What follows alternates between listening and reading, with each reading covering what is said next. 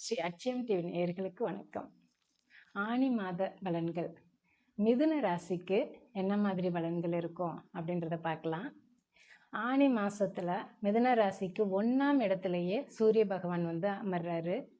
அப்போ உங்களுக்கு நல்ல தைரியம் இருக்கும், நிர்வாக திறமை இருக்கும், தன்னம்பிக்கை நல்லா இருக்கும்.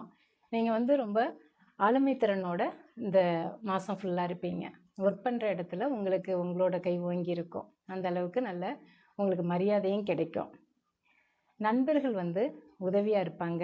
அவங்கள்ட்ட என்ன உதவி நீங்கள் கேட்டீங்க அப்படின்னாலும் மேக்ஸிமம் அவங்க செய்வாங்க. அந்த அளவுக்கு வந்து நட்பு வட்டாரம் வந்து ரொம்ப நல்லா இருக்கும்.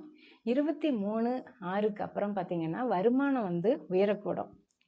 அடுத்தது அவங்களுக்கு நல்ல சுகம் அப்படின்றது வந்து கிடைக்கும். இது வரைக்கும் கஷ்டப்பட்டுட்டு இருக்கீங்க அப்படின்னா கூட இனிமேல் வந்து உடம்புல எந்த ஒரு நோய் இருந்ததுனாலும் அது விடுபடுறதுக்கான சான்சஸ் இருக்குது.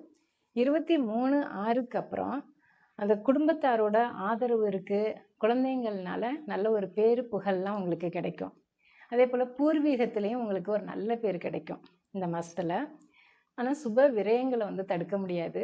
அது கண்டிப்பாக வந்து உங்களுக்கு வருமானத்துக்கு ஏற்ற மாதிரி சுப விரயங்களும் நிறையா தான் நடக்கும். வெளிநாடு வெளி மாநிலத்துக்கு வந்து படிப்புக்காகையோ இல்லை வேலைக்காகையோ ட்ரை பண்ணிட்டு இருக்கிறீங்க அப்படின்னாக்கா கண்டிப்பாக இந்த மாதம் வந்து சக்ஸஸ் ஆகிறதுக்கான சான்சஸ் நிறைய இருக்குது. அதுபோல் கூட்டு தொழில் செய்யணும் அப்படின்னு நினைக்கிறவங்க இந்த மாதம் ஆரம்பிக்கலாம். ரொம்ப நல்லா வரும். மனைவியும் உங்களுக்கு வந்து நல்லா ஆதரவாக இருப்பாங்க. 5/7க்கு அப்புறம் பார்த்தீங்க அப்படின்னாக்கா கொஞ்சம் முயற்சியில் தடை ஏற்படும். அப்போ கொஞ்சம் கவனமாக இருக்கணும்.